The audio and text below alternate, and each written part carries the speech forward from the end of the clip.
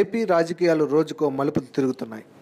ఎవరు ఏ పార్టీలో చేరతారో తెలియని పరిస్థితి ఏర్పడింది. తాజాగా పాలిటిక్స్ లో మరో వార్త పెద్ద సంచలనంగా మారింది. దివంగత నందమూరి తారక రామారావు కుమార్తె మాజీ మంత్రి దగ్గుబాటి పురంధరేశ్వరి టీడీపీలోకి వస్తారని ఏపీ పాలిటిక్స్ లో జోరుగా ప్రచారం జరుగుతుంది. బీజేపీలో ఆమెకు సరైన ప్రాధాన్యత ఇవ్వడం లేదని, ఈ మేరకు ఆమె పార్టీ మారే యోచనలో ఉన్నట్టు టాక్. ఏపీలో బీజేపీ పరిస్థితి కూడా దిగజారిపోవడంతో కమలం పార్టీలో భవిష్యత్తు ఉండదని పురంధేశ్వరి భావిస్తున్నారట. ఈ నేపథ్యంలో ఆమెను టీడీపీలోకి తీసుకొచ్చేందుకు టీడీపీ సీనియర్ నేత ఎమ్మెల్సీ గాలి ముద్దుకృష్ణంనాయుడు ప్రయత్నాలు చేస్తున్నట్టు వార్తలు వస్తున్నాయి. చంద్రబాబు దగ్గుపాటి కుటుంబాల మధ్య విభేదాల గురించి మనకు తెలిసిందే. పురంధరేశ్వరిని టీడీపీలోకి తీసుకొచ్చేందుకు గాలి తీవ్రంగా ప్రయత్నిస్తున్నట్లు గుసగుసలు వినిపిస్తున్నాయి. పురంధేశ్వరి వైసీపీలో జాయిన్ అవుతారని గత కొంతకాలంగా ప్రచారం జరుగుతుంది. ఈ తరుణంలో మరి గాలి ముద్దుకృష్ణంనాయుడు ప్రయత్నాలు ఎంతవరకు ఫలిస్తాయో, పురంధేశ్వరి టీడీపీలోకి వస్తారో లేదో తెలియాలంటే వేచి చూడాల్సిందే.